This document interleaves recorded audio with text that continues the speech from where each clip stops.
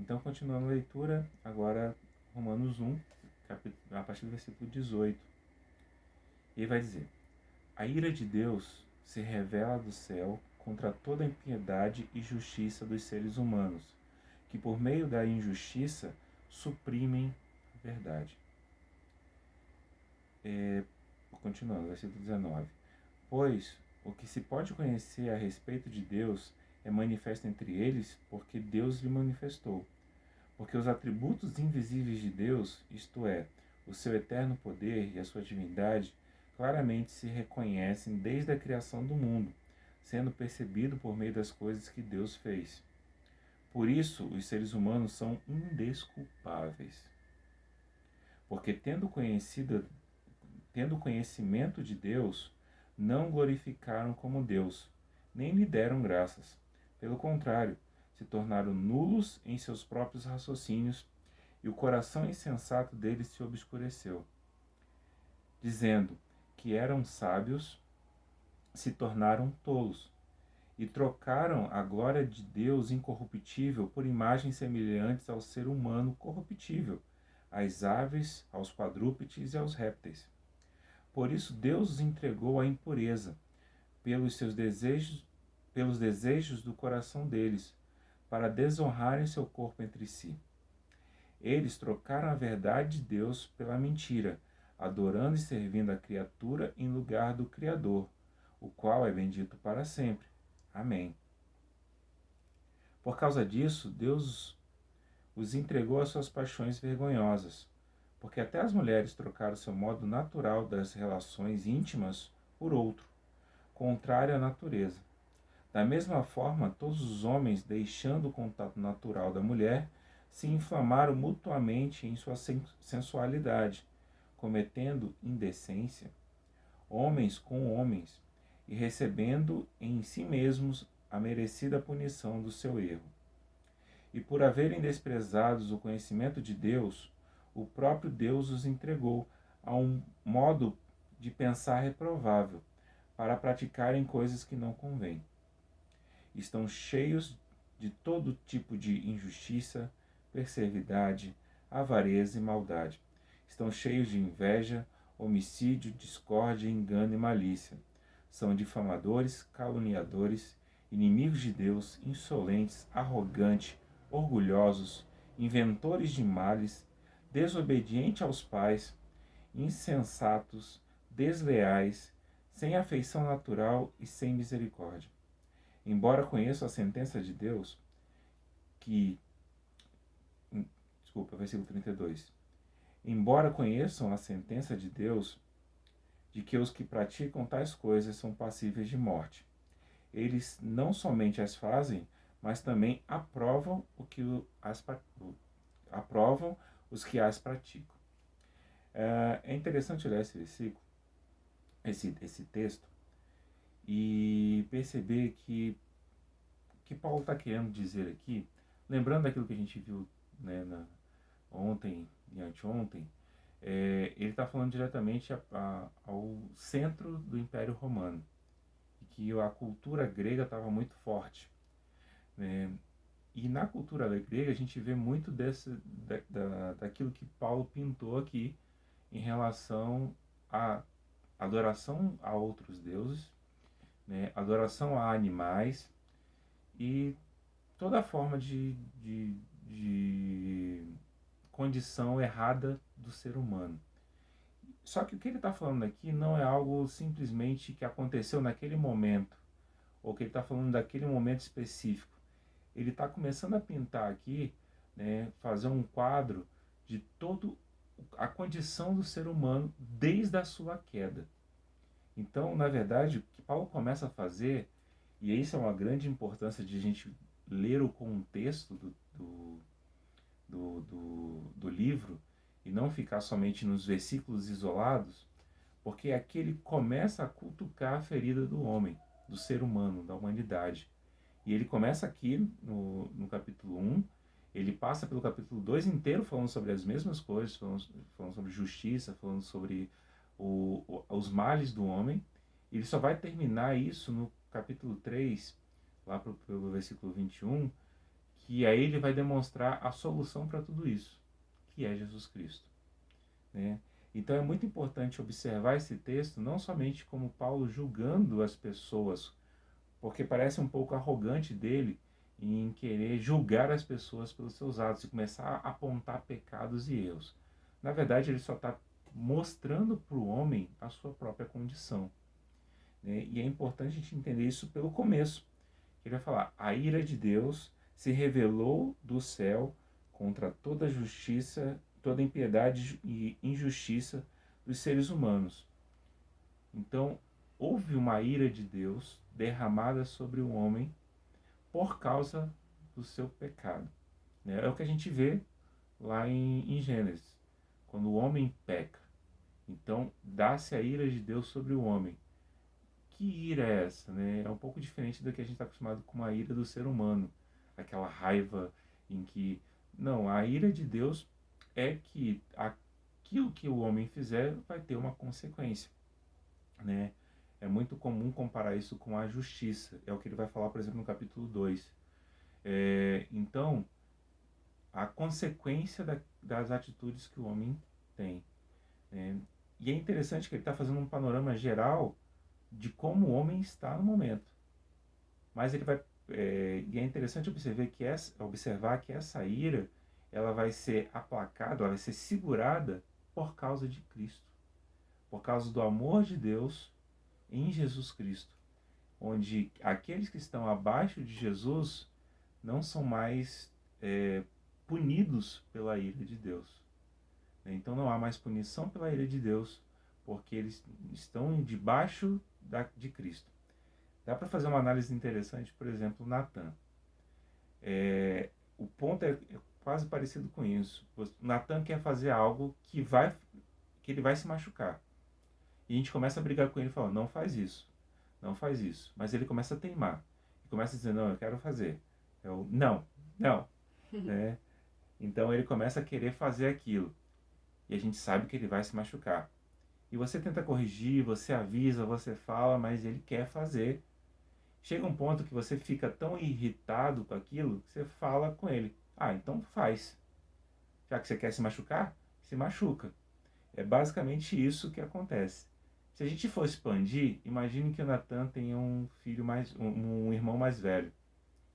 E aí você faz o seguinte: para o Natan não se machucar, você pede pro filho mais velho, fala: olha, faz o seguinte, vai lá, se machuca por ele. Porque ele vai ver que você se machucou e ele não vai se machucar. Esse filho mais velho é Jesus. Esse irmão mais velho é Jesus, que sofreu todas as dores por nós, para que nós olhamos para ele e não nos machuquemos também. Então, quando Paulo começa a falar, a descrever tudo aqui, ele está falando da condição normal hoje que o homem, a humanidade está, né? Uma grande consequência de todo o pecado.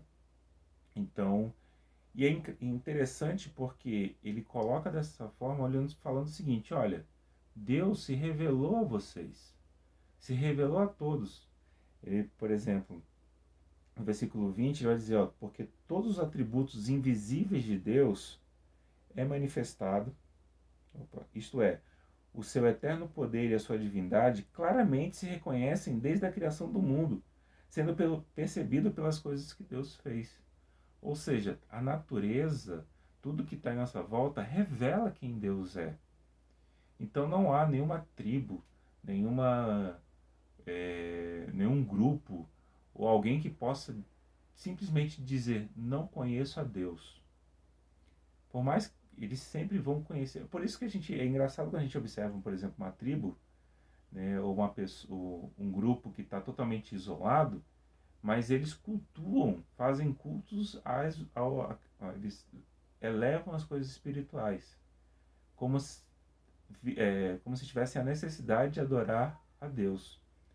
Claro que de forma deturpada, que vão adorar deuses totalmente diferentes, deuses perdidos, pagãos e tal, vão criar deuses, mas a grande questão é que ninguém pode se justificar dizendo que não conhece a Deus, porque Deus se revela em todas as coisas que ele criou, né? É isso que Paulo está dizendo. E mesmo assim, a gente reconhecendo, ele se manifestando através da sua criação, nós o negamos. Nós dizemos não. E pegamos as criações e colocamos no lugar do Criador. Isso é muito comum, e como isso é atual hoje. Como nós botamos, né, deuses no lugar de Deus, né, através de muitas coisas. De coisas até muito simples. Né, um celular, uma condição, um emprego, um, um estado de vida, Redes sociais. né, redes sociais e tal. Tem muita coisa que pode estar assumindo o lugar de Deus, ou seja, a criação assumindo o lugar do Criador. É verdade. Né? Pessoas, né? Quantas vezes a gente fala, sem essa pessoa não serei feliz. Não, você não precisa de pessoas para ser feliz. Você está colocando a sua felicidade baseada na criatura e não no Criador. Então, esse é um grande alerta que a gente vê aqui Paulo fazendo sobre a condição humana. Bom, ele fala uma coisa aqui clara em relação a... Por causa desse pecado, os homens se contaminaram e trocaram a sua própria natureza. Além de claramente falar sobre o homossexualismo do homem, né, do homem estar trocando a sua natureza, as suas relações sexuais com a mulher indo para outros homens, mas de forma geral, uma das grandes questões é a deturpação do corpo, né, criado por Deus.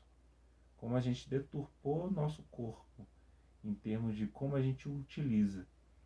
Né? E isso dá para se abranger para muitas coisas. Né? Não só a questão sexual, mas como a gente cuida do corpo, como a gente trata o nosso corpo, né?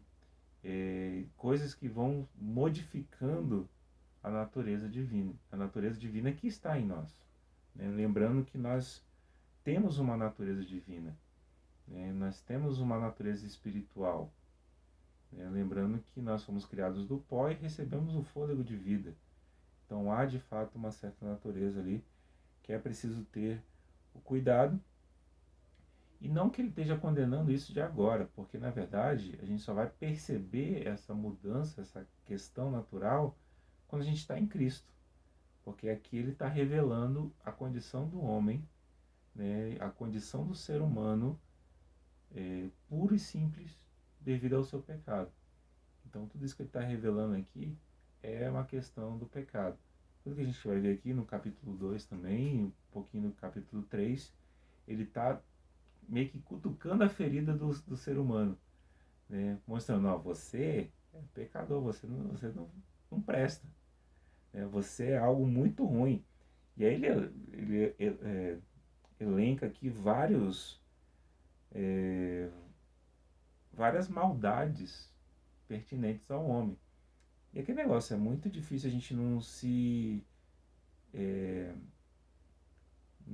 enquadrar em algum desses, se não em todos. Né?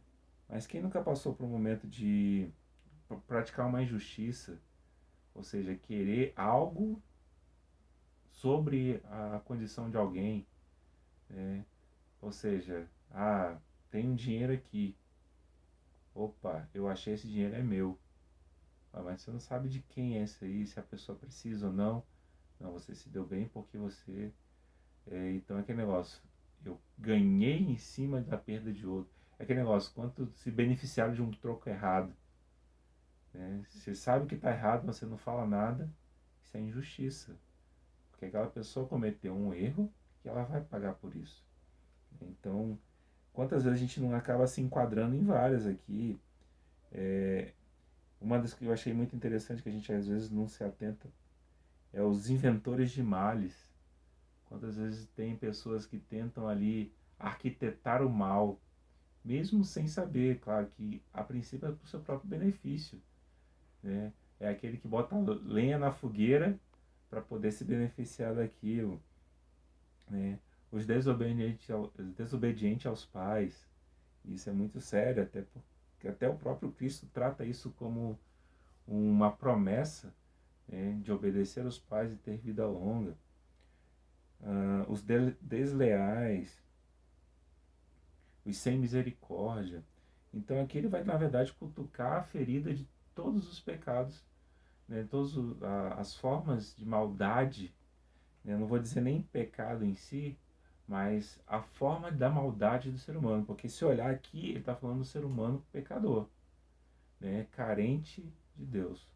Então, basicamente, esse texto ele fala do ser humano pecador, né? Então, ele começa a buscar as características para mostrar para as pessoas, principalmente ali naquela região, né, que não há ninguém que se exime disso, né?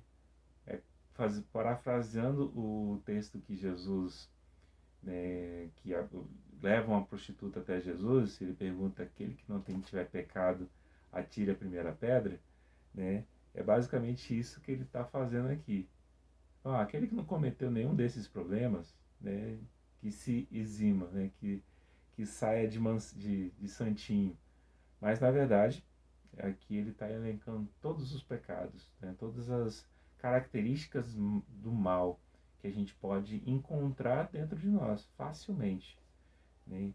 E aí ele vai continuar isso também no versículo 2, que a gente vai ver depois. Mas como é interessante começar a ver essa relação. Nós somos pecadores, sempre seremos, né? Se depender da nossa natureza humana, sempre seremos pecadores. Como é que fica o santo lutando contra o pecado? E aí que tá, a gente só sai dessa condição de pecador para passar para santo no momento que eu reconheço Cristo. Que aí ele vai tomar sobre si, vai ser a referência de tomar sobre si os nossos pecados e nos justificar. E assim seremos santos. Então, nós não somos pecadores. Quem é aquele que reconhece Cristo? Exatamente. Não somos pecadores para porque tem essa... Só é taxado pecador sempre.